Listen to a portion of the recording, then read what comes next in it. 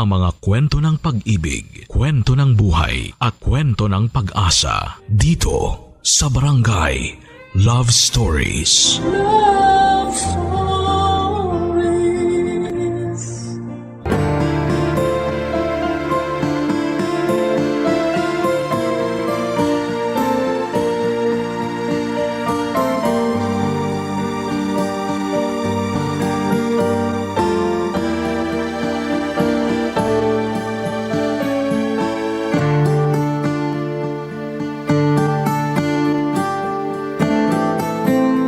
Gaano man kahaba ang pasensya ng isang tao, huwag pa rin natin itong sasagarin. Dahil kapag napagod ang isang tao sa pag-unawa at pagmamahal sa atin, magsisisi tayo sa huli. Ikaw ka barangay, pasensyoso ka bang tao?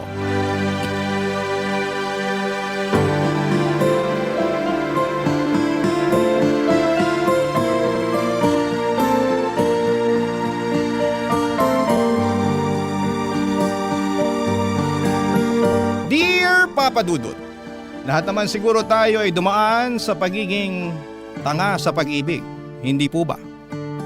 Pero sa kwento na ibabahagi ko ay iyon na yon ang eksaktong pinagdaanan ko sa buhay. Kaya nga napasulat agad ako sa programa ninyong Barangay Love Stories. Dahil may sa ilang beses na rin po akong nakarinig na mga kwento ng pag-ibig na masasabi kong epic fail ng dahil po sa katangahan. Pero ganun talaga, parte yun ng buhay at kahit naman kailan ay hindi naging kasalanan ang umibig. Ako nga pala si Shelly, 29 years old at taga Metro Manila. Hindi ko na lamang sasabihin kung saan eksakto at meron akong isang anak na binubuhay ko sa pamamagitan ng pag-online selling. Bago pa lamang ako sa trabahong ito, magdadalawang taon pa lamang ako rito, pero kumikita naman ng disente at nasusubaybayan ko pa ang paglaki ng aking anak. Importante para sa nanay na katulad ko na matutukan ang anak ko dahil mahal na mahal ko siya. Dalawa na lamang kasi kami sa buhay pero noong mga panahon na yon ay meron pa namang siyang tatay. Ang dati kong kinakasama na nagngangalang Junior Papa Dudut.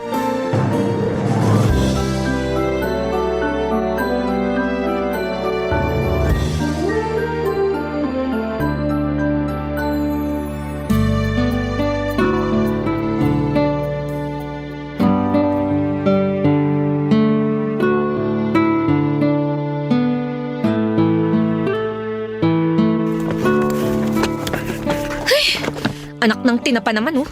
Napakasalaula talaga ng lalaking yun. Junior! Junior, halika nga rito! Halika nga, dali! Ano ba yun, Shelly? Kita mong nasa CR pa yung tao eh. Storbo ka naman eh. Kanina ka pa nasa CR ah. Huwag mong sabihing nakatulog ka na doon. Para naman tanga eh. Siyempre, tawag ng kalikasan. Ano pa bang gagawin ko sa CR, Aber? Tawag ng kalikasan, kalahating oras ka na doon. Ay, nako. Bakit mo ba kasi ako tinawag? Makasigaw ka sa pangalan ko. Akala ko na paano ka na dyan eh. Paano ko hindi mapapasigaw? Sige nga. Tingnan mo tong baunan mo. Inaamag na rito sa bag mo oh. Oh, grabe ka naman sa inaamag. O bakit, hindi ba? Tingnan mo ang maigi. Kulang na lang tubuan na ng ugat tong mga amag dito sa baunan eh. Ilang araw na ba to rito ha? Ni hindi mo man lang mailabas para hugasan. Napakasalaula mo talaga. Para yan lang eh. Sa nakalimutan ko, magagawa ko. Sa katrabaho mo yan bilang babae, di ba? Dapat ikaw na yung kumukuha at naglalabas ng baunan ko sa bag eh, para ikaw Naririnig mo ba yung sinasabi mo? Oo, naririnig ko. Bakit ka ba kasi sumisigaw? Tanong-tanong ka pa nakakapikon ka. Simpleng bagay lang iaasa mo pa talaga sa akin. Bakit? Imbalido ka ba ha? Wala ka bang mga kamay? Meron naman, di ba? Nakakalimutan ko nga kasi. Hindi katwiran yon, Junior. Tsaka ang dami-dami mo na kayang nakakalimutan. Hindi lang naman itong baunan mo. Pati yung mga marurumi mong damit na kung saan-saan mo iniiwan. Ano? Nakalimutan mo rin damputin para ilagay sa labahan? Ganun na nga. Sige. Sa susunod, makikita mo na yung mga damit mo sa basurahan. Oy, huwag naman ganun, Shelly. Anong wag ganun, Shelly? Ganun yon. Kasi, iisipin ko na ayaw mo na sa mga damit na yon kasi iniwan mo lang kung saan-saan. Kaya itatapon ko na. Bakit ko pa mapahihirapan ng sarili ko na paulit-ulit kang paalalahanan ng napakasimpleng bagay na yon? Sa makakalimutin ka kamo di ba? O di ganun na lang para mas madali. Para ka namang ewan eh. Ako pa talaga ngayon ng parang ewan? O sino pa ba? Alam ka namang ako o yung anak natin. Dinami mo pa talaga rito yung anak natin na walang muwang, no? Kasi naman. Kasi naman mukha mo dyan. Ay, Junior naman. Kailan ka ba magiging responsable? Alam ko naman na ako yung babae sa pamamahay na to. Pero napapagod na din ako.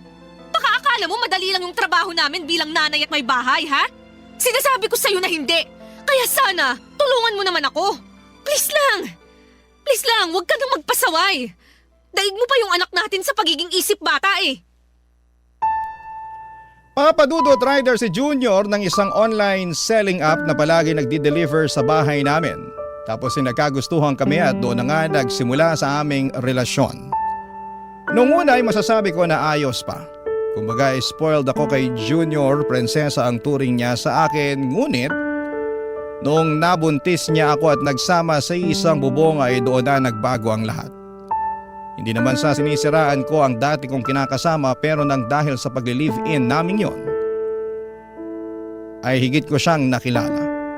Kung ano ang ugali niya, paano talaga siya manatili, mga gawi at napatunayan ko na hindi pala talaga siya perpekto.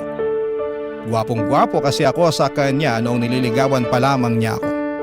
Siyempre pabibo ang loko pero nasa loob pala ang kanyang kulot.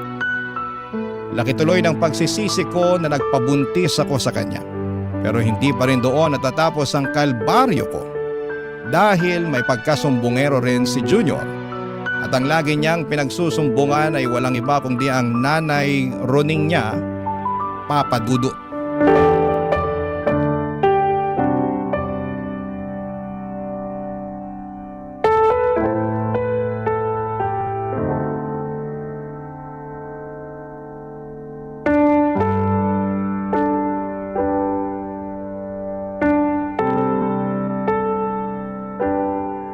Nako, singilan na naman pala ng renta ng bahay. Kasya pa kaya itong natira sa pera namin? Wala pa pala kaming pambili ng bigas at gatas ni baby. Paano kaya to? Tapos… Shelly!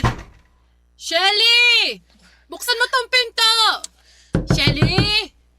Shelly! Nako, ano na naman kayang ginagawa ng magaling na nanay ni Junior dito? Shelly! Ano ba? Shelly, buksan mo tong pinto! Alam kong nandiyan ka! Ay, huwag mo ako pagtaguan, babae ka! Andyan na po, Nay! Buti naman pinagbuksan mo na ako ng pinto, ano? Akala ko aabutin ka pa ng siyam-siyam Magandang umaga rin po, Nay. Walang maganda sa umaga, ha, Shelly? Ikaw talaga na babae ka, no? Akala mo kung sino ka umasta Namumuro ka na talaga sa akin. Bakit na naman po? Ano pong ginawa ko sa inyo? Sa akin, wala. Pero nagsumbong lang naman sa akin ang pinakamamahal kong si Junior na inaway mo na naman daw siya.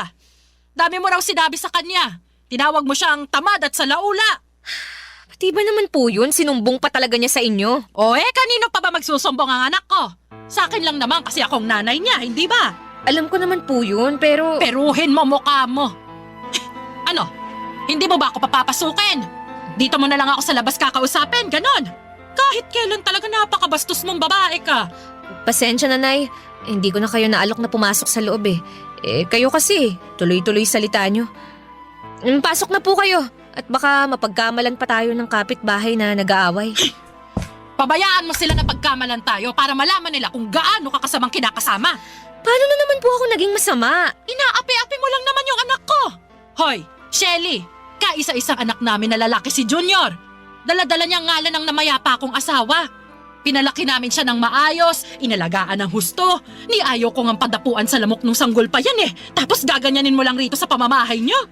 Wala po akong ginawang masama kay Junior. Tsaka tama lang naman yung mga sinabi ko sa kanya. Dahil yun naman talaga ang ginagawa niya rito sa bahay namin. Kaya nga ikaw ang babae Dapat ikaw ang pumuno sa pagkukulang ng anak ko. Hindi yung isusumbat mo sa kanya yung mga bagay na yon. Di po ba dapat tulungan kami? Hindi pa ba sapat na nagtatrabaho ang anak ko sa labas? Bakit pagdating dito sa bahay niyo gusto mo siya pang pagtrabahuin? Kung tutusin, gawain mo na lahat yan. Di mo na dapat iaasa sa kanya. Ay, kawawa naman sa'yo yung anak kong yun. Buti na lang talaga hindi kayo kasal. Dahil kung makamando ka sa kanya, akala mo yata mag-asawa na kayo no? Hoy, Shelly, baka nakakalimutan mo kung saan ka dapat lumugar. Ayus-ayusin mo lang talaga. Papa Dudut, grabe po ang dinanas ko sa kamay ng nanay ni Junior. Naiyak na lamang tuloy ako at nagdamdam dahil sa mga paratang niya at pangiinsulto sa akin. Doon ko napagtanto na napaka-OA ng damuhong Junior na yon sa mga pinagsasabi niya sa nanay niya. Dahil nagawa niya pa talagang mag-imbento para lalo akong mapasama sa mga magulang niya. Kung tutusin ay hindi yun ang unang beses na nagsumbong siya sa nanay niya. Pero yun ang unang beses na sinugod ako ni Nanay Roning na galit na tipong kita ko na ang ngala-ngala sa kakangalngal niya sa akin. At kahit na anong pangangatuwiran ko ay hindi niya pinakikinggan dahil para sa kanya ay kinawawa ko raw ang pinakamamahal niyang anak. Samantalang kabaligtaran noon ang nangyari dahil ako ang mas kinawawa ng kanyang Junior. Papa Dudut. Barangay Love Stories. Barangay Love Stories. Papa Dudut, noong pinagbuntis ko ang baby namin ay kinailangan kong umalis sa pinapasukan kong call center dahil masela ng pagbubuntis ko. At dahil priority ko ang aming baby ay nagpaubaya ako. Sinabi naman din sa akin ni Junior na siya na ang bahala sa lahat ng gastusin ganito ganyan. Oo, naniwala ako pero noong nanganak na ako ay doon na nagsimula ang mga reklamo ko sa aking kinakasama. Hindi niya kasi matagalan ang pag-aalaga sa anak namin. Kesyo maingay dahil palaiyak, natural sanggol yun. Gusto ko sana siyang supalpalin ng tanong na hindi ba siya dumaan sa pagkabata kaso'y hindi ko na sinabi dahil baka maging mitsa lamang yon ng mainit-init naming pagtatalo. Tsinaga ko na lamang ang ginagawa ni Junior at umasa na magbabago siya. Nang tumungtong na sa 2 taon ang anak namin, buong akala ko ay magiging responsableng tatay na si Junior pero lalo lamang siyang naging pabaya, Papa Dudut.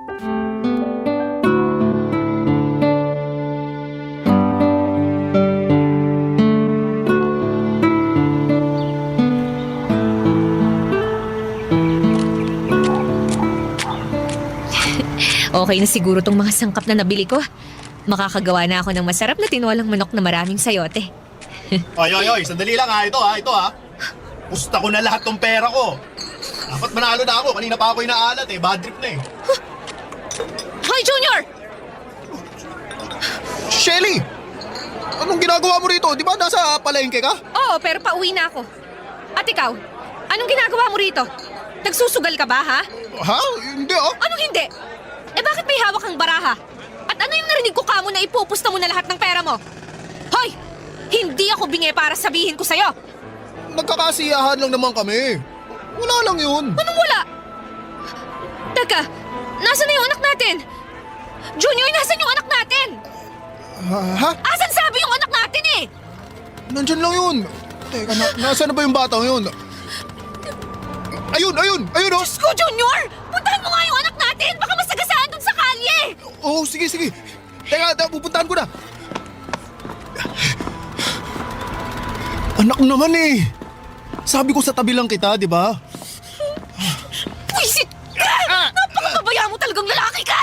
Aray ko na ba, Shelly? Bakit mo ako binatukan? Tatanong-tanong ka pa talaga? Pinabayaan mo lang naman yung anak natin na gumala-gala sa kalye! Paano kung nasagasaan yan? Sige nga! Nagulungan ng truck, ng bus, ng jeep o ng pison! Paano kung inaway yan ng ibang bata? O di kaya nakidnap? Di wala na to yung anak! Bobo ka talaga! Aray ko! Nakakarami ka na, ha? Kulang pa yan! Gusto madamihan ko pa Baka pabayaan mong tatay, Junior! Sandali ko lang iniwan sa'yo yung anak natin kasi namalengke ako ng pananghalian natin. Pero pinabayaan mo na! Uy mo naman! Wala namang nangyari sa anak natin, ha? O kita mo, buong-buo pa! Wala kang galos Kung mukha mo kaya galusan ko, no? Ha? Tsaka tingnan mo nga yung itsura ng anak natin! Walang tsinelas, walang salawal, tulo sipon! Yung totoo, wala bang magulang ang batang to? Grabe, ewan ko talaga sa'yo! Kahit kailan hindi ka maaasahan! Hoy, pwede bang kumalma ka ha? Pinagtitinginan na tayo ng mga tao. Eksena ka rin talaga eh. Eksena talaga ako kasi nakakabwisit ka. Tsaka ayaw mo nun. Sikat ka na sa kanila. Alam na nila kung gaano ka ka-irresponsableng ama. Papa Dudut, hindi ko mawari kung nasa talampakan ba ang utak ng kinakasama ko o nasa puwet. Dahil masyado siyang kampante sa paggala-gala sa kalye na madungis ng anak namin. Grabe. Saglit lamang akong nawala pero pinabayaan na niya ng tuluyan ng aming anak. Marami akong takot sa posibleng kahinatnan ng anak namin pero pinagsawalang bahala lamang ni Junior. Tinawag pa niya akong OA, hindi ba? Ewan, pero parang kulang-kulang yung kinakasama kong yon. Hindi ko na siya maintindihan at napatanong tuloy ako kung ako bang may problema o sadyang tumanda lamang ng paurong si Junior. Grabe. Ang sakit sa bangs na para bang gusto ko na siyang kutusan ng 1,000,000 beses para lamang maitatak sa kukote niya na alagaan at bantayan ng maayos ang anak namin. Kaya lang ay hindi talaga uso ang pagbabago sa kinakasama ko at sa bawat araw na lang na ginawa ng Diyos ay mas lalo pa siyang lumalala, Papa Dudut.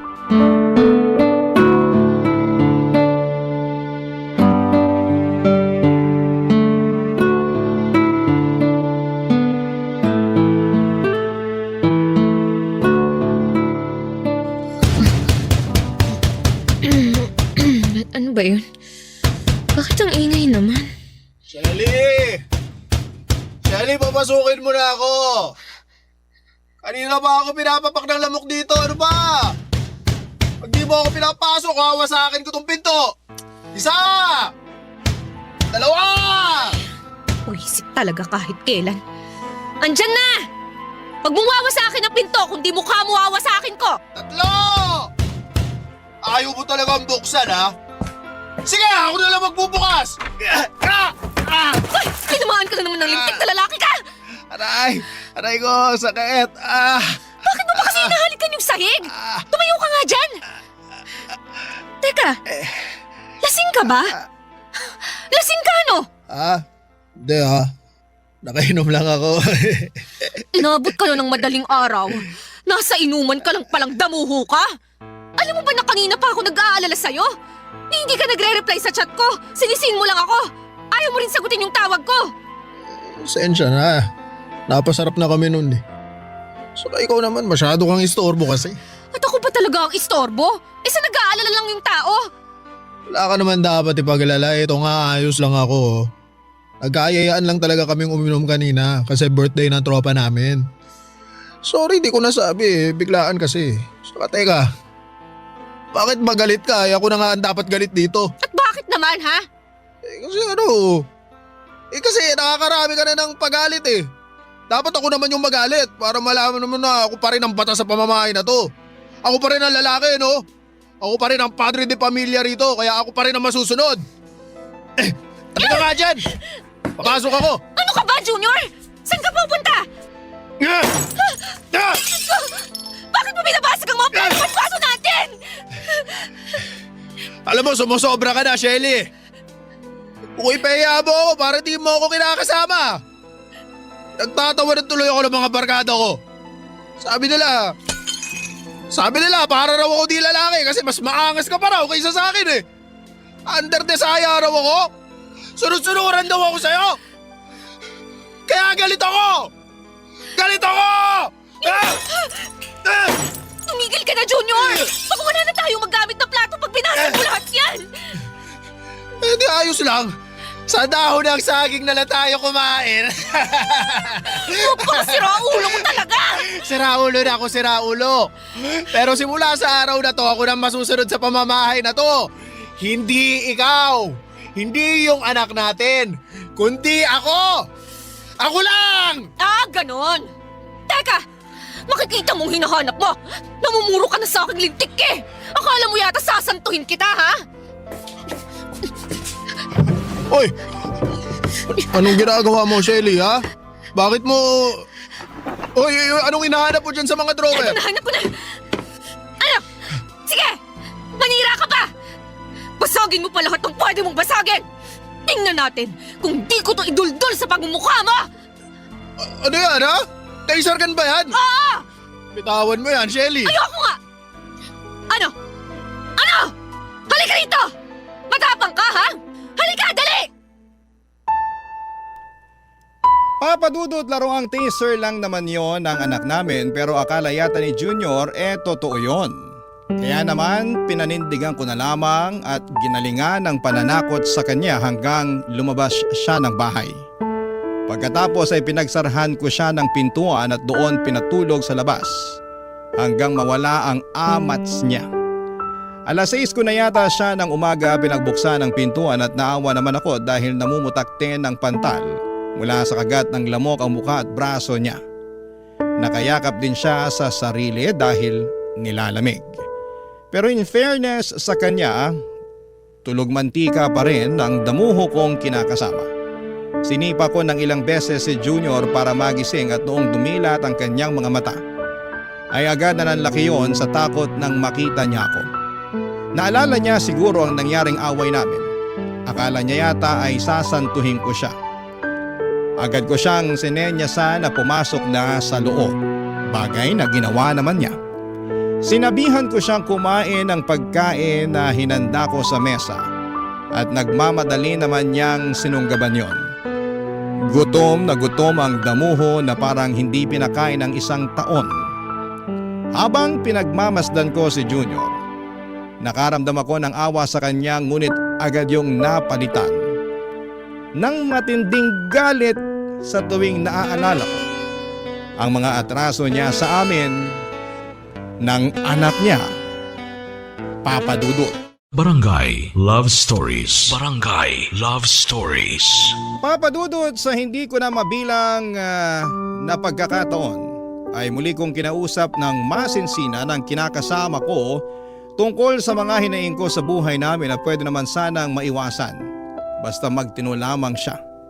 Humingi naman siya sa akin ng despensa at nangako na magiging mabuting provider sa amin ang anak niya. Umasa ako na hindi ko na nga mabilang kung ilang beses kong ginawa. Pero binigo pa rin ako ni Junior, Papa Dudut. Nagsimula na siyang magkulang sa ibinibigay niya sa amin ng anak niya. At hindi lang maliit ang kulang dahil sobrang laki po noon. Siyempre pinaamin ko siya kung saan napupunta ang pera na nawawala mula sa kinikita niya. Doon ko na nga nalaman na lulong na pala sa sugal ang kinakasama ko at isang damukal na rin ang utang niya sa mga lending apps at sa ibang mga tao. Dahil sa kalamang yon ay naggalit ako at nag-away na naman kami ni Junior. Sa sama ng loob ko ay pinalayas ko siya sa inuupahan namin.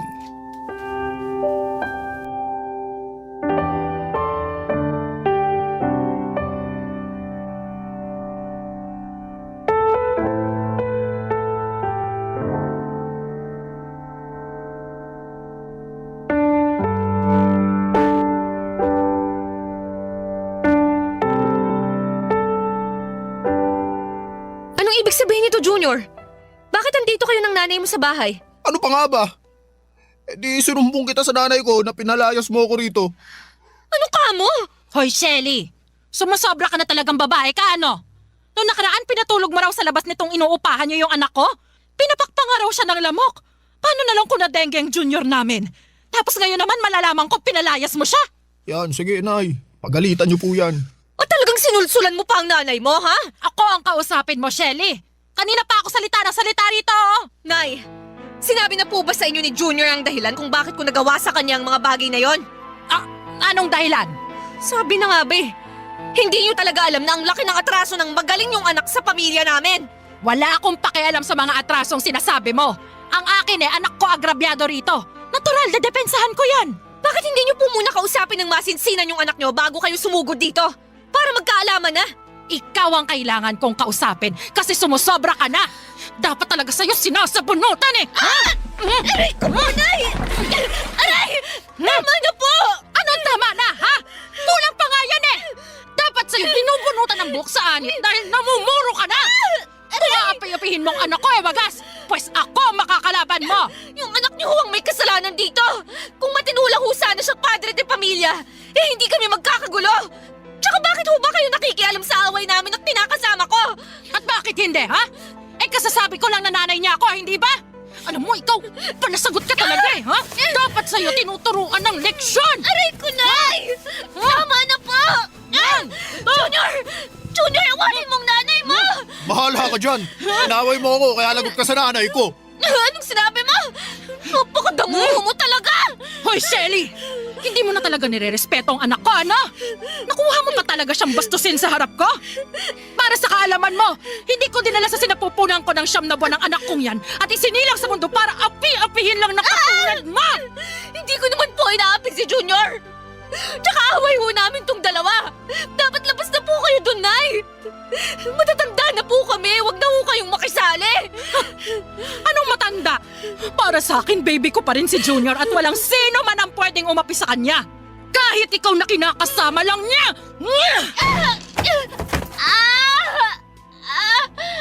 Sa susunod na awayin mo pang anak ko, hindi lang sa bunot ang aabutin mo, Shelly. Huhubaran kita't kakalad ka rin sa kalsada. Sisiguraduhin kong mapapahiya ka sa buong barangay. Tandaan mo yan! Papa Dudut! Ni sa hinagap ay hindi ko akalain na pagtutulungan ako ng mag-ina. Parang sa mga teleserye ko lamang napapanood ang mga ganong klase ng mga eksena. Dahil sa nangyari ay nasaktan po ako. Hindi ko akalain na ang away namin ang kinakasama ko ay makakarating sa nanay niyang basag gulera. Lalo ko lang tuloy napatunayan kung gaano kasumbungero si Junior. Kaya nga simula noon ay iniwasan ko na muna na mag-away kami. Hindi ko rin kinausap si Junior dahil na-stress lang talaga ako. Buong akala ko ay magiging tahimik na ang buhay ko kapag ginawa ko yun, pero nagkaroon na naman ang kasalanan si Junior matapos kong matuklasan na ng babae siya. Muling nabuhay ang galit ko sa aking kinakasama dahil sobra-sobra na ang ginawa niya sa akin.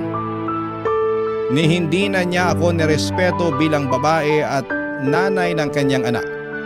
Kaya upang makaganti ay hinuli ko sa akto si Junior at ang kalandian niyang babae na tendero ng fishball at merienda sa hapon na nasa tapat ng bahay namin. At iniskandalo ko silang dalawa hanggang sa mapahiya po sila. As usual, nakarating yon sa kalaman ng magaling niyang nanay, Papa Dudut.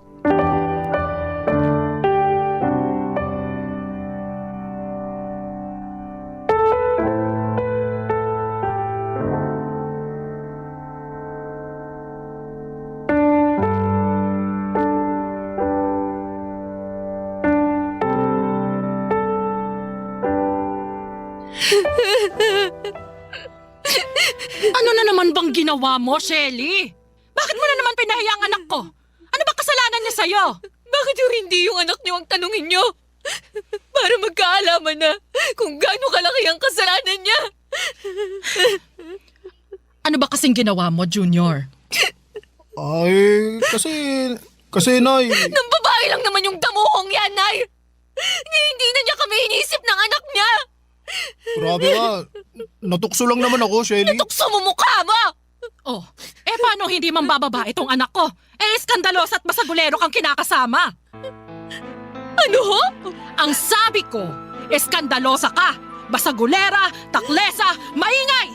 Lagi mong pinagagalitan at pinahihiya ang anak ko kaya hindi ko siya masisisi kung humanap siya ng ibang Narinig babae. niyo ba ang sinasabi niyo, Nay? Oo, naririnig ko! Hindi ba ako kailangang sigawan? Paano ako hindi sisigaw? Talagang kinonsinti niyo pa ang kalokohan ng anak niyong yan! Pinalabas niyo pa na kasalanan ko, kaya nagloko si Junior! Kung tutuusin, kasalanan lahat ng anak niyo kung bakit kami laging nag-aaway! Umasa ho ako na magbabago na yung anak niyo! Na magiging mabuti at responsable na siyang padre de pamilya! Pero hindi! Hindi nangyari yon! Sa dami ng atraso niya sa akin na pinalampas ko na lang alang-alang sa pamilya namin! Masisisi niyo ba ako kung mapuno ako? At itong huling kasalanan na ginawa niya, yung pambababae niya, ang hindi ko na ho kayang patawarin! Dami mo namang ate, sa lalaki yung anak ko, magagawa mo. Tayo ang babae. Tayo rin ang dapat mag-adjust Ano kasing katwiran yan? Napakabulok! Aba, bastos ka! Bastos na kung bastos! Pero mas bastos yung anak niya! At ngayon, alam ko na kung kanino siya nagmana. Sa inyo! Kasi bastos din kayo! Sumusobra ka na talagang babae ka! Grabe ka! Ay, aatakihin yata ako sa puso sa'yo! Nay! Nay, ayos lang ba kayo? Mukha ba akong ayos? Kalma lang po kayo. Baka ano pa mangyari sa inyo eh. Ikaw, Shelly naman! Huwag mo na nga sagot-sagutin ang nanay. Huwag mo akong pagsabihan! Kung di yung nanay mong kinakampihan ka kahit mali na ang ginagawa mo! Alam mo, Junior, ayoko na. Ha? Ano ayaw mo na? Ayoko nang makisama sa'yo. Ayoko nang makisama dyan sa nanay mo. Aalis na kami ng anak mo. Magpapakalayo-layo na kami. At hindi mo na kami makikita kahit kailan. Ayoko na sa'yo. Doon ka na sa babae mo para ulo naman niya ang sumakit. Maghiwalay na tayo! Papadudot, nag-alsabalutan ako ng mga damit at gamit namin ng anak ko at hindi nagpapigil kay Junior sa pag-alis sa inuupahan naming apartment. Wala na akong pakialam kahit na umiyak pa siya at magmakaawa ng panahon na yon. Basta ang nasa isipan ko ay makalayo na kami ng anak ko sa kinakasama ko. Dinig ko naman ang boses ng nanay niya na panay pangungutya ang sinasabi. Kaya mas lalo ako naging desidido na ayoko na silang pakisamahan. Hindi ko na kaya. Sinubukan ko namang pero tama na po. Pupunta kami noon ng anak ko sa kamag-anak namin at doon muna tumuloy ng ilang buwan. Blina ko na rin si Junior dahil ayoko na siyang magkaroon ng koneksyon sa aming mag-ina. Alam kong mahirap maging solo parent pero kinaya at kinaya ko para sa aking anak. Para sa akin ay ayos nang mag-isa kaya sa may kasama ka nga pero parang wala namang katuwang sa buhay at pagtataguyod ng iyong pamilya. Hanggang dito na lamang po ang sulat ko, Papa Dudut. Sana po ay mapili niyong basahin at i-ere sa programa ninyo na Barangay Love Stories. God bless and more power sa inyong istasyon. Ang inyong kapuso at kabarangay forever, Shelly. Ako, gigil na gigil talaga ako sa nangyayari sa kwento natin. O ikaw, kabarangay, kumukulo rin ba dugo mo? Pwede kang mag-iwan ng comment sa ating comment section. Ang mga kwento ng pag-ibig, kwento ng buhay at kwento ng pag-asa dito sa Barangay Love Stories. Love Stories. Ang pagkakaroon ng tunay na kaibigan ay isa sa mga pinakamagandang bagay na pwedeng mangyari sa buhay natin. Sila ang mga tao na palagi nandyan sa tabi mo sa hirap man o ginhawa. Ikaw, kabarangay, naranasan mo na ba ang magkaroon ng tunay na kaibigan? Dear Papa Dudut, magandang araw po sa inyo at sa mga kabarangay ninyo. Ako po si Alicia at matagal na akong tagahanga ng Barangay LS dahil madalas ko po itong napapanood sa Facebook. Tuwing naririnig ko po ang mga kwento ng mga senders ninyo ay tuwang-tuwa po ako kapag naisipan kong magpadala na rin ng sulat sa inyo. Lumaki po ako sa isang masayang pamilya, ngunit nagbago ang lahat nang pumanaw ang papa ko. At nang dahil doon ay mag-isa akong tinaguyod ni mama. At sa awa ng Diyos ay nalagpasan naman namin ang lahat ng mga pagsubok. Pero nang mapansin ni mama na patuloy na tumataas ang presyo ng mga bilihin, pero hindi pa rin tumataas ang sahod niya, dito sa Pilipinas ay naisipan niyang mag-ibang bansa. Lalo na't mag-i-enroll na ako sa college. Sa totoo lang ay natuwa ako nung una dahil ibig sabihin ay magkakaroon ako ng freedom pag nag-college na ako. Ngunit hindi ko inakala na may iba palang plano si mama para sa akin. Makalipas ng ilang araw, naghanap si mama ng kasambahay sa Facebook. Sa simula ay tutol ako sa gustong mangyari ni mama kasi hindi na ako bata at kaya ko namang mag-isa. Pero sinabi ni mama na mas mapapanatag ang loob niya kung may kasama ako sa bahay habang nasa ibang bansa siya. Kaya napilitan na lamang akong sundin si Mama Papa Dudut. Nakita ni Mama si Ate Rosalie sa Facebook sa group ng mga kasambahay na naghahanap ng trabaho. Mabait at masunurin si Ate Rosalie at hindi niya kailanman binigyan ng sakit sa ulo si Mama. Maayos din ang pakikitungo niya sa akin kaya halos wala na akong ginawa sa bahay dahil siya na ang nag-aasikaso ng lahat ng mga gawaing bahay. Nang umalis na si Mama papunta sa airport, kami na lamang ni Ate Rosalie ang naiwan sa bahay. Makalipas nga ang ilang araw, sinamahan niya ako sa pagpapa-enroll sa kolehiyo. Nang mga panahon na yon ay naging pangalawang nanay ko na siya. O di kaya ay parang kapatid ko na si Ate Rosalie at habang tumatagal ay mas lalo akong nagpapasalamat na nandyan palagi si Ate Rosalie para sa akin.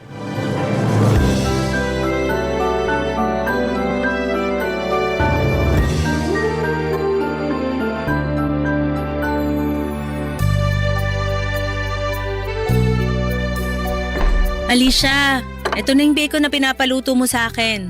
Ang bango naman. Thank you, Ate Rosalie. Maliit na bagay? Sige na, maupo ka na. Dito na po kayo. Sabayan niyo na rin po akong kumain. Ayos lang ako. Mauna ka na. Sige po, kayong bahala. Nga pala, excited ka na ba sa paparating na pasukan? Naku po, hindi lang excited, kundi super excited. Mabuti naman kung ganon. Alam mo ba, ang totoo niyan, inggit na inggit nga ako sa'yo eh. Ha? Bakit naman? Kasi ni minsan, hindi ako nakatungtong ng kolehiyo. So ang ibig niyong sabihin? Oo, high school lang natapos ko. Salat kasi sa buhay yung mga magulang ko. Kaya eto, kinailangan ko magtrabaho para sa pamilya ko. Ako na lang kasi inaasahan ng mama at papa ko eh. Nako Ate Rosalie, wag na po kayong malungkot. Isipin niyo na lang po na hindi natin makikilala ang isa't isa kung nakapagtapos kayo sa pag-aaral, di ba? Kung sa bagay. Alam mo, nagpapasalamat ako na ikaw yung naging alaga ko. Ate naman, anong alaga? Ginawa mo na naman akong bata niyan eh. Magka-college na po ako. Basta. Nagpapasalamat ako na ikaw yung naging alaga ko kasi sobrang bait nyo ng mama mo sa akin. Nako, deserve na deserve niyo po yan kasi ganun rin naman kayo sa amin eh. Eto lang ang sasabihin ko sa'yo Sana makinig ka. Ano po yun? Ipagpaliban mo na muna yung boyfriend na yan, okay? Ate naman eh. Seryoso ako! Marami ako naririnig na kwento na maraming bata ang hindi nakakatapos ng pag-aaral kasi maagang nabubuntis o di kaya nagtatanan. Ibahin niyo po ako kasi wala po sa wishlist ko ang mabuntis. Si ate talaga para na po kayong si mama. Naninigurado lang kasi sigurado ako na akong sisisihin ng mama mo kung sakaling may mangyaring masama sa'yo. Kawawa naman ang mama mo kung sakasakali. Nasa ibang bansa siya nagpapakahirap. Tapos mabubuntis ka lang, 'di ba? Ay nako, ewan ko po sa inyo. Basta ako, hindi na ako makapaghintay sa darating na pasukan. Ay, siya nga pala ate. Thank you Thank you saan? Thank you kasi sinamahan mo ako na mag-enroll noong nakaraan. Ano ka ba? Wala yun. Kung gusto mo sunduin pa kita araw-araw eh. Ay ate, OA ka na Bakit? Ayaw mo ba? Ano ba naman yan? Dito na lang po kayo sa bahay. So kinakahiya mo ko porket katulong mo lang ako, ganun ba yon? Hindi naman sa ganon. Kung ganun, ba't ayaw mo sunduin kita? Tinatanong pa ba yan? Wala na ako sa high school, no? College na po ako at kailangan ko nang maging independent. Naks, magka-college ka lang, may pa-English ka nang nalalaman. Syempre naman! Uy, kung may free time ka, turuan mo naman ako ng mga tinuturo sa college. Nang sa ganun maramdaman ko rin na nakapag-college ako. Don't worry ate, I got you! Yan ang gusto ko sa'yo eh. Alam niyo po, ang dami niyo nang sinasabi. Sabayin niyo na nga lang ako kumain dito, gutom lang yan eh. Mauna ka na, busog pa ako. Ay, ang taray! Sure na ba yan? O sige, kayo din. Ubusin ko na lang tong bacon na niluto nyo. Bango-bango pa naman, no? Ay, nagbago na nga pala isip ko. Ang dami niyong arte-ate. Kakain ka rin naman pala. Mapilit ka eh. Para sa akin ay parang kapatid o nanay na si Ate Rosalie Papadudut. Nagkakasundo kami sa lahat ng bagay at sobrang saya ko na dumating siya sa buhay ko. Dahil kay Ate Rosalie ay nagkaroon ng kulay ang buhay ko. Mas lalo pang natuwa si Mama tuwing nagvi-video call kami kasi nakikita niya kung gaano kami kasaya ni Ate Rosalie. Masaya si Mama dahil parang pamilya na rin si Ate Rosalie sa amin at ganon din kami sa kanya. Sa totoo lang, Papadudot ay sobrang swerte namin dahil pakiramdam ko ay higit pa siya sa isang kasambahay o yaya. Ang totoo po niyan ay hindi ko na gaanong nararamdaman ng puwang na iniwan ni Mama dahil nandyan palagi si Ate Rosalie na laging sumusuporta at kasama ko sa pang-araw-araw. Parang siya na ang pumuno sa puwang na iniwan ni Mama noong mga panahong yon. Siya ang naging kakampi ko, kaibigan at tagapag-alaga sa lahat ng oras. Pero syempre kahit na ganoon ay nami-miss ko pa rin naman si Mama. Halos 3 beses sa isang linggo ay tumatawag at nakikipag-video call siya kay Ate Rosalie at sa akin para kumustahin kami at para malaman kung ano ang nangyayari sa buhay namin. Kaya kahit malayo si Mama ay ramdam pa rin namin ang pagmamahal at pag-aalaga niya sa amin. Lumipas ang ilang linggo at mas lalo lamang akong na-excite sa unang araw ko sa klase. Noong high school, hindi ako masyadong napapansin ang mga kaklase ko at wala akong mga kaibigan. Pero ngayon nag-college na ako ay ramdam ko na pwedeng magbago ang lahat ng yon. Nang dumating ang allowance na pinadala ni Mama, sinamahan ako ni Ate Rosalie sa mall para mamili ng mga bagong gamit para sa eskwela. At dahil mahal na mahal ko si Ate Rosalie, syempre binilhan ko rin siya ng mga bagong damit. Ganon kami ka-close, Papadudut. At makalipas ang ilang linggo, dumating na rin ang pinakahihintay kong araw. Ang first day ko sa college. Sobrang namangha ako sa laki at ganda ng mga classrooms namin. Hindi ko inakala na mas malaki pa ito kumpara sa mga naging classroom ko noong high school. Tahimik lamang ako nung unang araw ko sa college dahil ayokong magpaka-trying hard para lamang makisabay sa iba. Sa halip ay taimtim ko na lamang na ipinagdasal na sana may lumapit sa akin at maging kaibigan ko sa araw na yon. At noong nag-lunch break na kami, parang sinagot na nga ng tadhana ang dasal ko dahil habang kumakain ako ng mag-isa sa cafeteria, may lumapit sa akin at nagpakilala. Si Karen.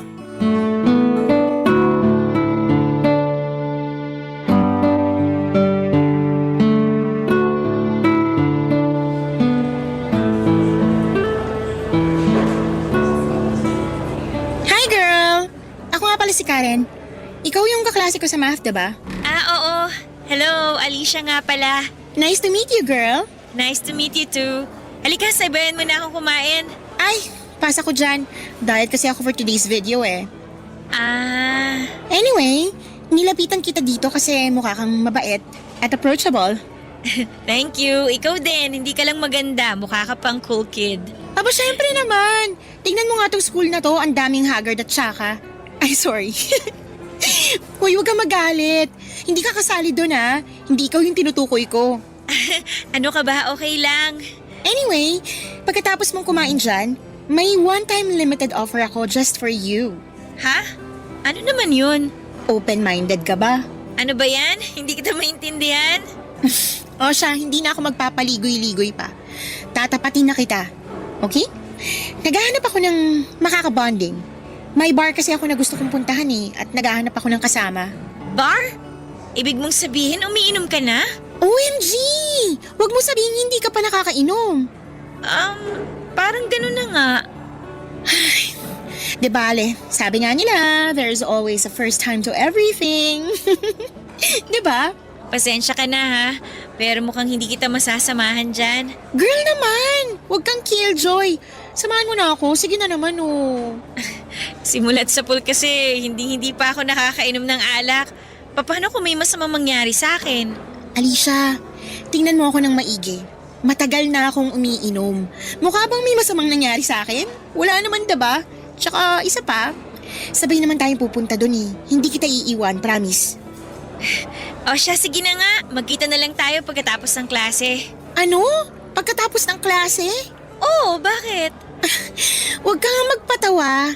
Haggard at uugod-ugod na tayo kung aantayin pa natin na matapos yung araw na to. So ibig mong sabihin? Oo, pagkatapos mong kumain dyan, aalis na tayo. Naku, pero ayoko mag-cutting classes. Ang OA mo naman. Ngayon lang naman natin gagawin to eh. Maniwala ka sa akin, hindi ka babagsak. Tsaka isa pa, first day of classes ngayon. Puro introduce yourself lang ang maririnig mo ngayong araw na to. Alam mo ikaw, bilib din ako sa tapang mo eh. So, ibig sabihin yan, pumapayag ka na? Oo na. Ay, ayan, sa wakas! Pero ngayon lang natin gagawin to ha. Pangako yan. Pero sandali lang, bukas na ba yung bar na sinasabi mo? Girl, 24 hours yun. Pero yun nga lang, yung sayawan at disco mamayang gabi pa. Pero okay lang yun. At least buong hapon tayong magiinuman at magchichikahan habang hindi pa nagsisimula yung sayawan, diba? Kung sa bagay. Ay nga pala, Alicia. May ipapakiusap sana ako sa'yo. Ano yun? May extra ka ba dyan? Ha? Kailangan ko kasi ng pera eh. Sige na naman oh, please. Saan mo naman gagamitin? Bibili ako ng Yossi. Ano? Naninigarilyo ka?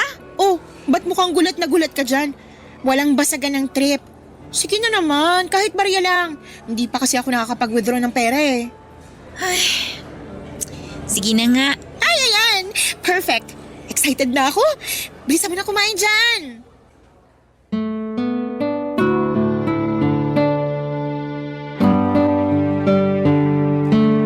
Pagkatapos kong kumain sa cafeteria, bumili muna kami ni Karen ng Yossi sa isang convenience store bago kami dumiretso sa bar na sinasabi niya.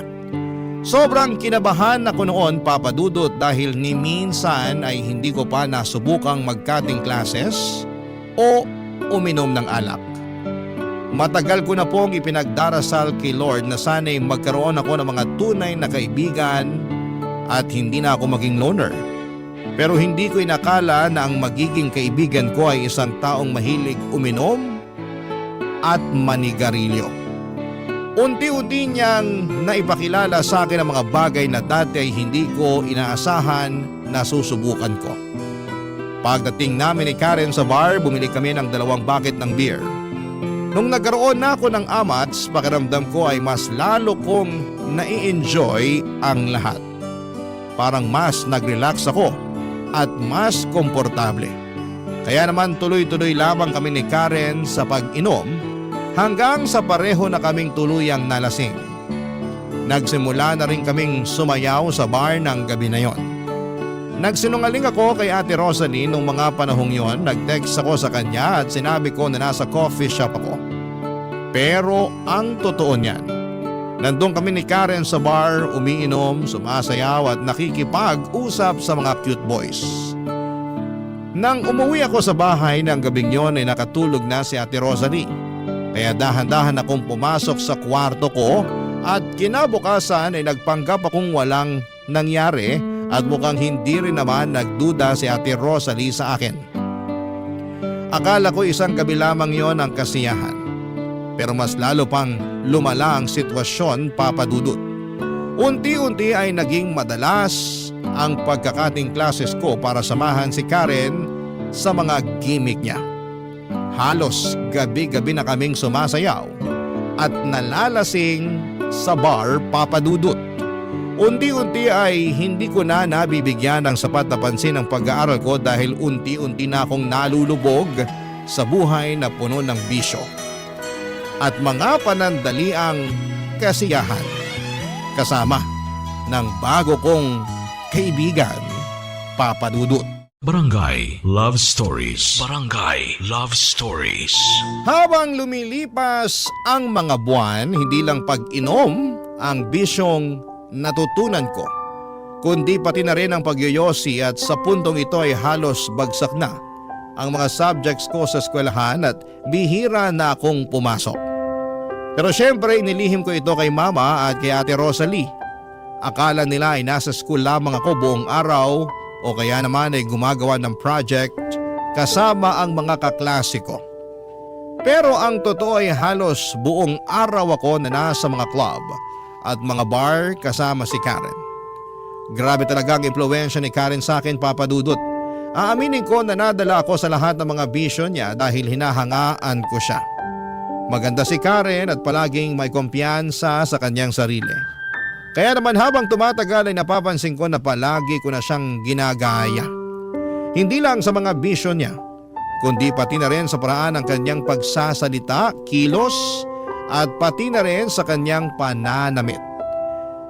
Nagagawa rin ni Karen ang mga gusto niyang gawin dahil parehong nasa abroad ang mga magulang niya. Tulad ko ay pinapadalhan lamang siya ng allowance ng mga magulang niya kaya malaya kaming dalawa na gawin ang mga bagay na gusto namin ng walang nakakaalam, kabilang na dito ang pagyoyosi. Nung una hindi ko talaga nagustuhan ang lasa ng sigarilyo. Ubo ako ng ubo noong mga panahon na yon at pakiramdam ko ay aatakihin ako ng hika. Pero habang tumatagal ay nasanay ako at unti-unti kong nagustuhan ang pagyoyosi. Lalo na kapag may kasamang beer. Halos araw-araw na kaming nagyoyosi ni Karen kaya naging parte na rin po ito ng routine namin.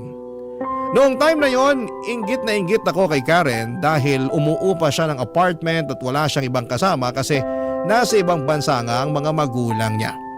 Samantalang ako ay kailangan ko pang mag-ingat at ilihim ang lahat kay Ate Rosalie. Alam ko kasi na kapag nalaman niya na hindi na ako nag-aaral ng maayos at natuto na akong uminom at manigarilyo, panigurado na makakarating po ito kay Mama. Pero habang tumatagal ay mas lalo akong gumaling sa paglilihim at pagpapanggap kay Ate Rosalie para hindi niya malaman ang katotohanan.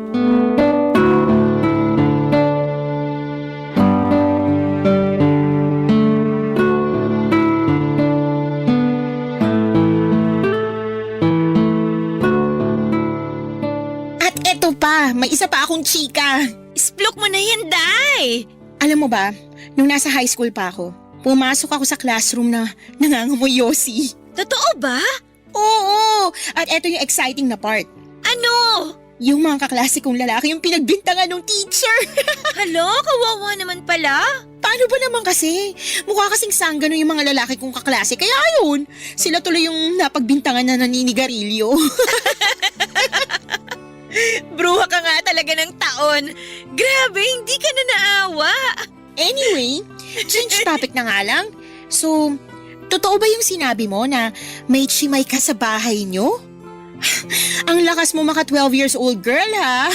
Grabe ka naman. Gusto kasi ni Mama na may makasama ako sa bahay habang nasa ibang bansa siya. Yun lang yun. Whatever, wala ka pa rin independence. Pero at least may nag-aasikaso ng mga gawaing bahay, di ba? Kahit na. Sabihin mo nga sa akin, malaya ka bang nakakapagyosi sa bahay nyo? Hindi. Mismo, kasi may chimay ka. Tingnan mo ko, malaya ako nagagawa ang lahat ng gusto kong gawin kasi mag-isa lang ako. Kahit ubusin ko pa yung isang kahan ng sigarilyo sa kwarto ko, walang makakapansin at walang magagalit kasi may freedom ako. Oo na, nagyayabang ka na naman. Eh di ikaw na yung may freedom. Ay naku girl, kung ako sa'yo, kausapin mo yung mama mo na paalisin na yung si... Sino ulit yun? Si Ate Rosalie. Oh yun, si Chimay. Ay hala, teka lang. Oh, ba't mukhang hindi ka mapakali dyan? Kailangan kong tawagan si Ate Rosalie. Baka magtaka mamaya yun kung bakit hindi pa ako nakakauwi. Ano ba naman yan? Nakakaloka. Shh, eto na.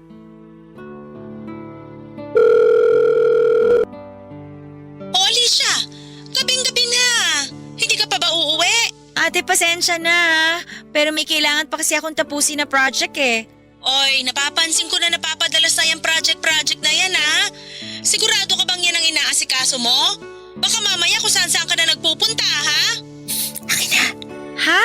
Bakit? Ako na bahala dyan. Ibigay mo na lang sa akin yung cellphone. Ako nakakausap dyan. Sige na nga. Oh, eto. Hello po? Sino to? Si Karen po to, kaklase ni Alicia. Kayo po ba si Ate Rosalie? Oo, bakit? Naku, Ate Rosalie, pasensya na po kayo ah. Pero nasa coffee shop po kasi kami ni Alicia eh. May tinatapos lang kami na project. Ganun ba? Gusto niyo ba sunduin ko na lang kayo dyan sa coffee shop? Ay naku po, wag na. Nakakahiya naman. Wag po kayo mag-alala. Uuwi na rin po kami mamaya. Sige, basta mag-ingat kayo. Okay po, bye! Hala, ang bilis mo naman napaniwala si Ate Rosalie. Ako pa ba?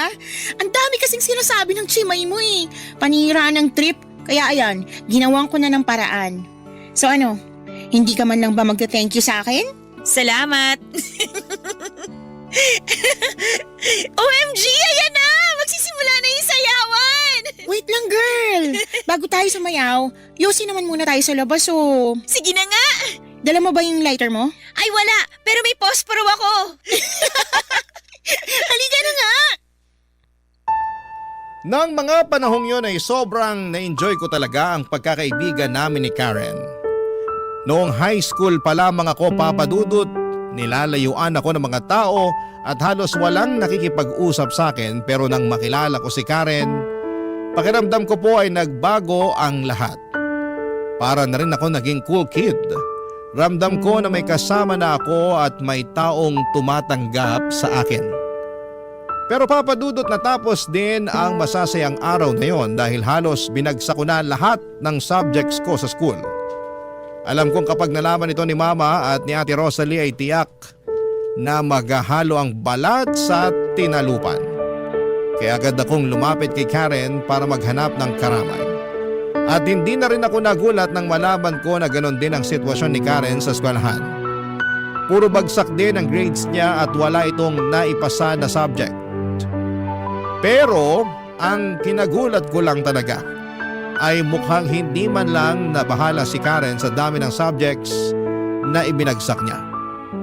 Dito na niya inamin na may kakilala siyang marunong mag-photoshop ng school records. Ngunit may kapalit na malaking halaga. Agad ako nagpatulong sa kakilala niya at nagawa rin itong i-photoshop ang mga grades ko. Ipinakita ko ang peking school records kina Mama at Ate Rosalie at sobrang natuwa sila sa akin. Pero ang hindi nila alam, lahat ng yon ay isang malaking kasinungalingan lamang. Aaminin ko, Papa Dudut, na sobrang nakonsensya ako noon, lalo na nang magpadala si Mama ng pera para sa enrollment ko sa paparating na second semester. Ang hindi niya alam ay magiging irregular student na ako dahil uulitin ko ang lahat ng subjects na nabagsak ko noong first semester. Habang tumatagal ay mas lalo lamang akong na-stress sa mga pinagdadaanan ko, kaya nagsimula akong magyosi sa kwarto ko para maibsan ang kaba ko kahit papaano. At para naman matakpan ang amoy ng sigarilyo, bumili ako ng iba't ibang pabango, perfume, air freshener at scented candle. At para hindi maamoy ni Ate Rosalie ang usok ay tinatakpan ko pa ang ilalim ng pintuan ng kumot para hindi lumabas ang amoy, Papa Dudut.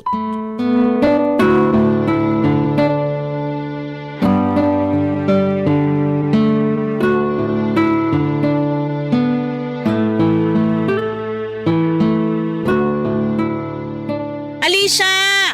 Lumabas ka na dyan! Kumain ka na! Sige po, sandali lang. Yun. Usok. Masama na pinaghihintay yung grasya. Halika na! Andyan na po!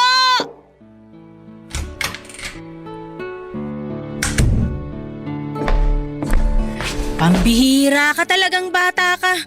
Ba't ang tagal mo lumabas ng kwarto, ha? Pasensya na po, may pinapanood lang kasi akong teleserye. Kumain ka na dyan, pinagluto kita ng adobo. Salamat. Sige, dyan ka na muna, maglilinis na muna ako.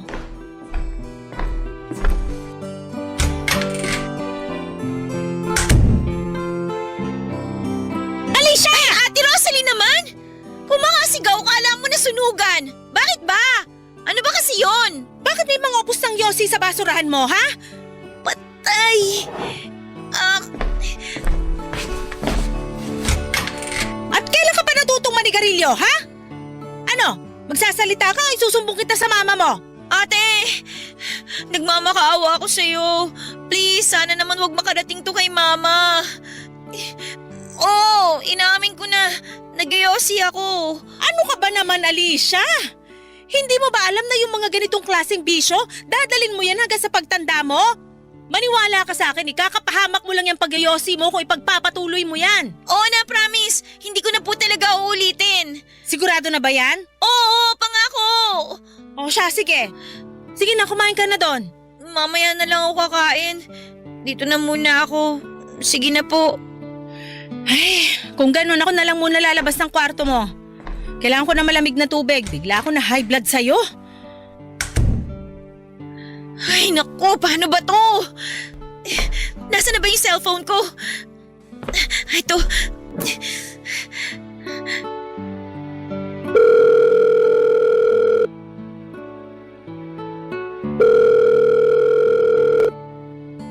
Girl, kumusta ka na? Anong ganap? Karen, may problema ako. Kumalma ka nga muna. Ano ba kasi yun, ha? Alam na ni Ate Rosalie na nag-yosi ako. Ang tanga mo naman, girl. Paano naman niya nalaman, Aber? Hindi ko naman kasi akalain na halongkatin niya yung basurahan ko dito sa loob ng kwarto eh. Yan ang problema sa mga chimay na yan, eh. Masyadong pakialamera. Naku, yan ang nga ba yung sinasabi ko sa'yo, eh. Mamaya mo na nga ako sermonan. Hindi ka nakakatulong eh. Teka nga lang, ba't mo ba kasi ako tinawagan, ha? Ano naman kinalaman ko kung nahuli ka ng chimay mo? Ewan, hindi ko na alam. Basta natataranta ako. Ano ba kasi talagang problema mo, ha? Sinabi ba niya na magsusumbong siya sa mama mo? Ayun na nga, mukhang wala naman siyang balak na magsumbong. Pero, ewan ko ba, hindi pa rin ako mapakali eh. Kasi sigurado ako na anytime pwede niya akong isumbong kay mama. Hello? Andiyan ka pa ba? Oo! Malahimik ka nga muna. Nag-iisip na nga ako, oh. O ano, may naisip ka na ba? Shucks, may naisip na ako. Alicia girl, eto makinig ka. Etong gagawin mo.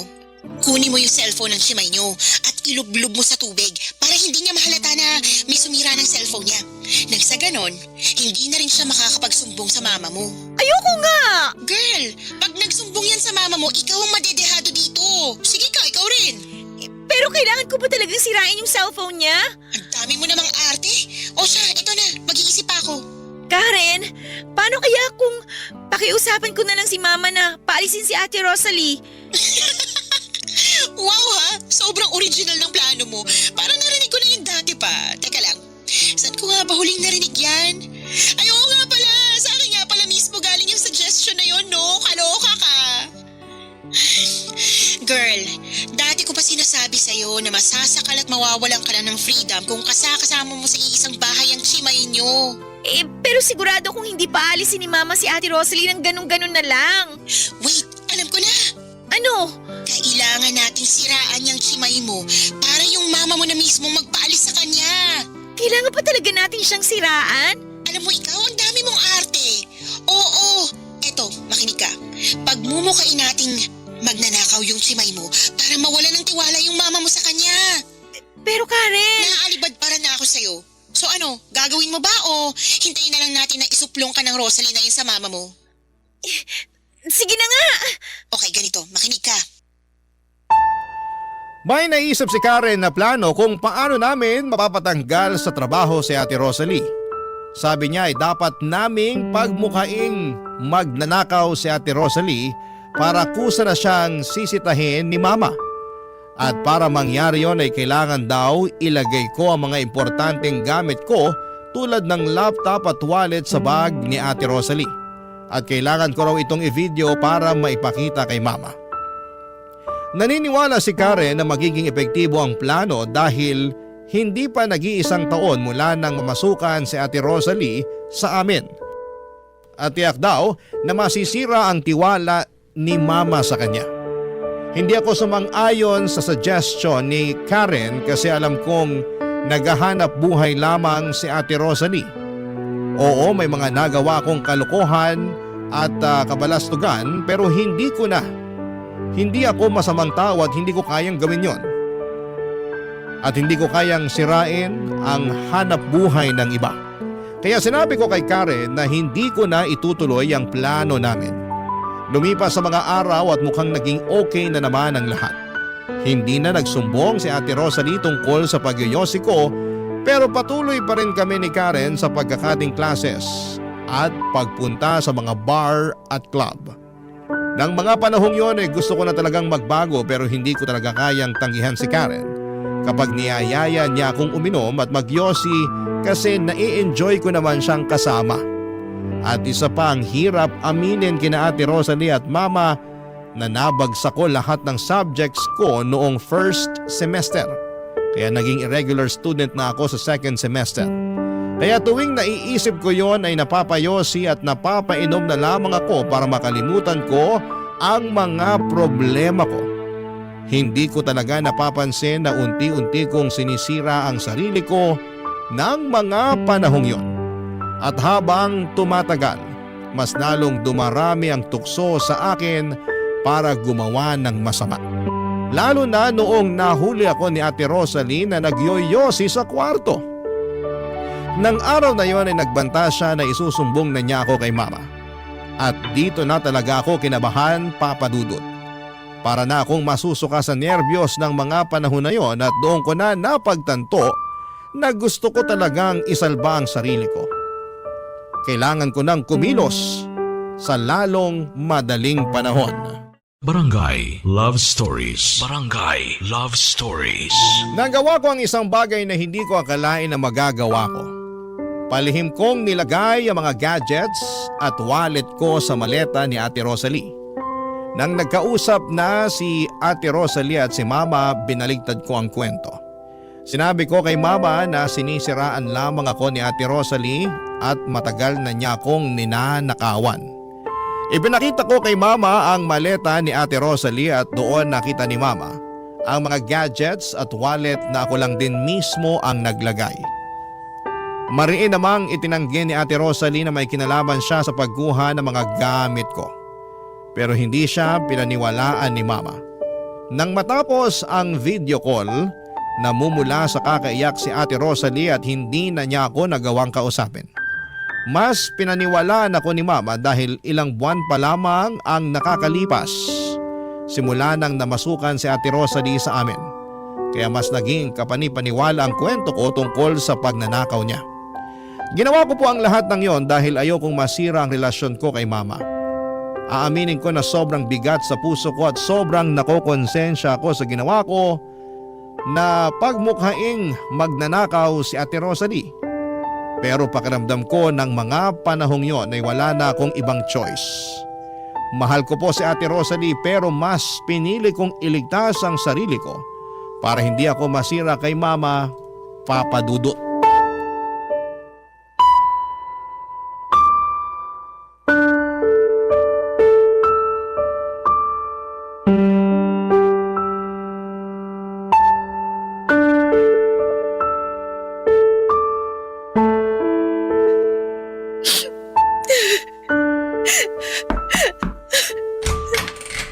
Ate Rosalie? Alicia! Paano mo nagawa sa akin to, ha? Ate... Huwag mo akong maate-ate! Kasi kung ate ang tingin mo sa akin, hindi mo magagawa yung ginawa mo sa akin. Pinagkatiwalaan kita, Alicia. Parang pamilya na yung tingin ko sa'yo, pero hindi ko akalain na yung taong tinuring kong pamilya, siya rin pala yung tatraitor sa akin. Ate, I'm sorry. Pero wala na akong choice eh. Anong ibig mo sabihin na wala kang choice, ha? Nagbabalak ka kasing sabihin kay Mama yung tungkol sa pag-iyosi ko. At kung hindi ko ginawa yung ginawa ko sa'yo, malamang ako yung masisira kay Mama. Kaya mas ginusto mo na ako yung masira sa mama mo, ganun ba yon? Alicia, alam mo kung gaano kami kasalat sa buhay. Ako na lang ang inaasahan ng mga magulang ko. Ngayong sinisanti na ako ng mama mo, hindi ko na alam kung saan ko kukunin yung pera para sa pampaopera ng papa ko. Pampaopera? Anong ibig niyong sabihin? May katarata yung papa ko, Alicia. At pinag-iipunan ko na yung pampaopera niya kasi pwede niya tong ikabulag. Pero ngayon na wala na akong trabaho. Hindi ko na alam kung may pag-asa pa na makakita ng maayos yung papa ko. Hala ate, I'm sorry. Hindi ko alam. Pues ngayong alam mo na. Babawiin mo na ba sa mama mo lahat ng mga kasinungaling yung pinagsasabi mo tungkol sa akin? Kung ganon, wala na tayong dapat pag-usapan pa. At huwag kang mag-alala kasi matutupad na hiling mo. Aalis na ako dito sa Makalawa. Hinihintay ko na lang yung huling sahod ko at yung kasambahay na tinawagan ng mama mo para pumalit sa akin. Ate, sorry talaga. Bakit? Magagamot ba ng sorry mo yung papa ko? Hindi naman, di ba? Alam mo ba kung gaano kasakit yung ginagawa mo nang maayos yung trabaho mo pero napagbibintangan ka sa isang bagay na hindi mo namang ginawa? Sige na, Alicia, umalis ka na bago ko tuluyang makalimutan na may pinagsamahan tayo. Pero ate… Sige na! Umalis ka na! Nasaan ba si Karen ngayon? Kailangan na kailangan ko siya.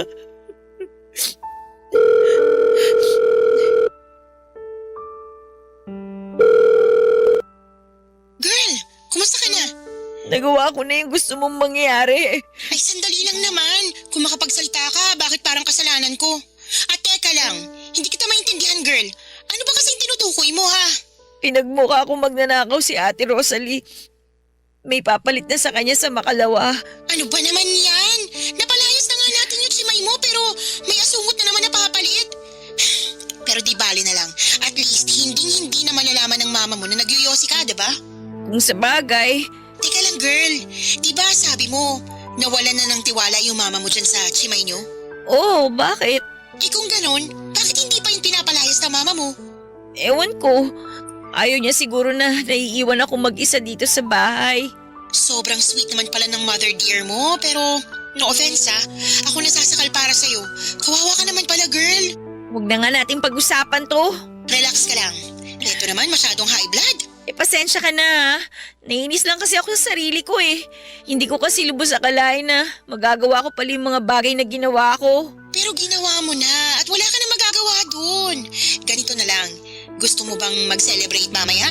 Ha? Celebrate? Oo, masiselebrate tayo kasi sa wakas, na-force evict na yung simay nyo. Saan mo gustong gumimik? Sagot kita at sagot ko na rin yung Yossi. Wala ako sa mood. Ito naman, gusto mo bang pumunta ako dyan? Dala na lang kita ng beer at syempre hindi mawawala ang Yossi. Tig-iisa tayo ng Gusto mo? Hoy, wag ka magkakamali na pumunta dito ha. Hindi pa nakakaalis si Ate Rosalie. Baka mamaya mabuking pa tayo niyan. Ipapahamak mo pa ako kung sakasakali. Ewan ko sa'yo, girl. Basta, tawagan mo na lang ako kung ready ka na ulit pumarty, okay? Kita-kits na lang sa school sa Monday. O siya, sige na. Bye! Lugbok talaga ako noon, Papa Dudut. Parang unti-unti na akong kinakain ng konsensya ko sa ginawa ko kay Ate Rosalie. Kaya naisipan kong pumunta sa malapit na sari-sari store para bumili ng isang kahan ng Yossi at 3 litro ng beer. Umuwi ako kaagad at ininom ko ng mag-isa yung 3 litro ng beer sa kwarto ko habang naninigarilyo. Umasa ako na kahit papaano ay maiibsa ng bigat na nararamdaman ko. Pero sa halip na gumaan ay mas lalo lamang akong nalugmok at mas lalo lamang akong nakonsensya sa ginawa ko kay Ate Rosalie. Alam ko naman sa sarili ko na hindi ako masamang tao at hindi ko kayang manira ng ibang tao. Habang umiiyak si Ate Rosalie sa kabilang kwarto, hindi ko mapaniwalaan na dahil lang sa kagustuhan kong magkaroon ng matalik na kaibigan at maging cool kid ay nasira ko ang tiwala at pagmamahal ng isang tao na nagmamalasakit sa akin. Nagsimula akong uminom at nanigarilyo sa kwarto ko ng walang tigil. Halos hindi ko na mapigilan ang sarili ko. Sinuot ko na lang rin yung headphones ko habang pinapalakasan ko ang tunog ng music. Nang maubos ko na ang 3 litro ng beer, nakatulog ako sa kama habang patuloy na tumutugtog yung headphones ko. Pero nagising akong bigla nang maramdaman ko na umiinit ang paligid ko. Akala ko nung una ay nananaginip lamang ako hanggang sa napansin kong pinagpapawisan ako.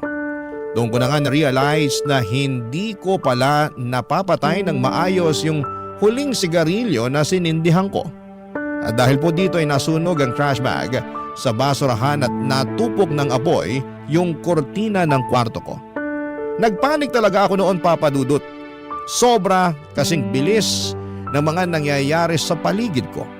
Hindi ko na alam kung ano ang gagawin ko kaya kinuha ko yung cellphone ko at mabilis na lumabas ng kwarto habang nakatingin ako sa apoy na unti-unting kumakalat sa kurtina ng kwarto ko. Hindi ko po maipaliwanag yung takot at kaba na nararamdaman ko ng mga oras na yon. Biglang nag-freeze yung katawan ko habang tinitignan yung apoy na unti-unting kinakain yung kurtina sa kwarto ko. Bigla namang lumabas si Ate Rosalie mula sa kanyang kwarto at kitang-kita sa mukha niya yung pagkabigla at pagkataranta noong makita niya ang apoy sa kwarto ko.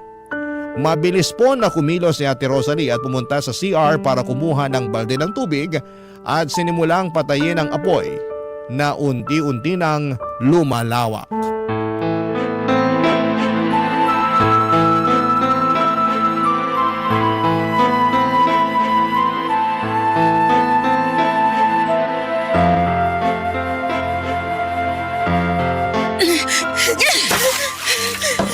Diyos ko, salamat po. Buti na lang naapula na yung apoy. Alicia, ayos ka lang? Mabuti na lang naagapan natin agad yung apoy. At mabuti na lang talaga walang masamang nangyari sa'yo. Hoy Alicia, magsalita ka nga. Namumutla ka na. Ano, ayos ka lang ba? Ate Rosalie! I'm sorry!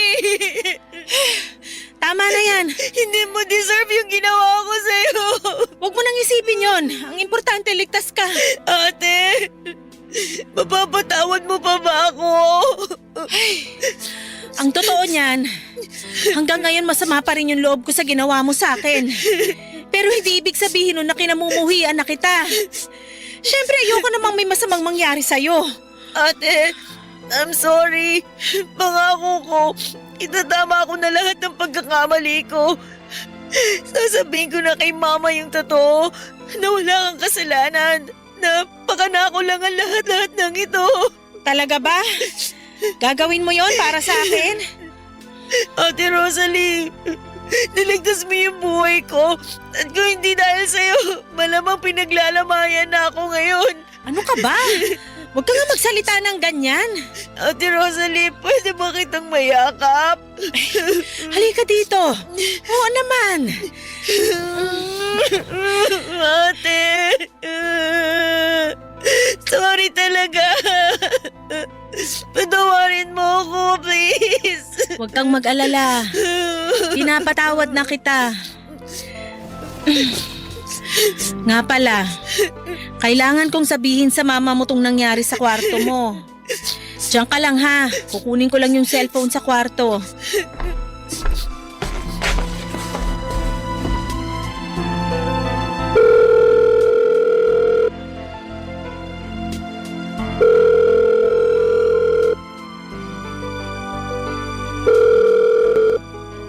Girl, ano ba? Hello, Karen?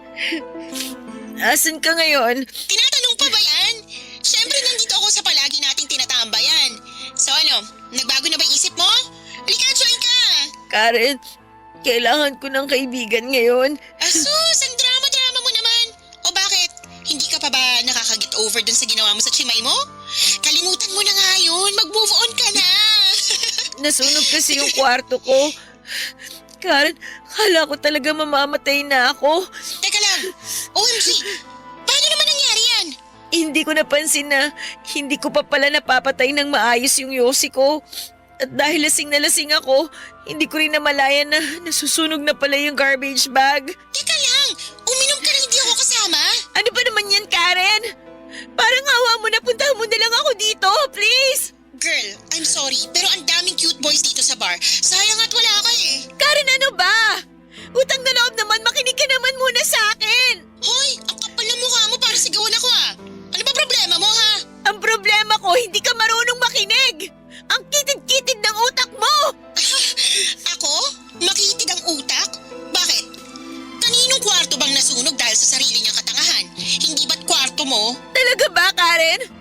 Ngayon mo ba talaga ako pagsasalitaan ng ganyan? Bad trip ka eh. Kita nagsasayo yung tao dito. Panira ka ng amats. Alam mo, kung kaharap lang kita ngayon, malamang kanina pa kita nasampal! At kung kaharap lang kita dito ngayon, malamang kanina pa kita sinabunutan. Huwag mo ako susubukan, Alicia. Ang kapal ng mukha mo para sigaw-sigawan ako. Hoy, FYI lang ha. hindi mo ako tsimay. Anong klaseng kaibigan ka, ha? Wala ka na ba talaga natitirang awa? Awa! Paano ko maaawa sa'yo? Tatanga-tanga ka. At isa pa, kasalanan mo rin naman yung nangyari sa'yo kaya manigas ka dyan. Sa susunod na makita kita, maghanda ka kasi susunugin kita ng buhay. Ay girl, wag kang ganyan. Pasok sa death threat yung mga pinagsasabi mo sa akin. Baka kasuhan kita, sige ka. Talaga ba? Paano kaya kung sabihin ko sa school yung ginagawa mong pamimeki ng records?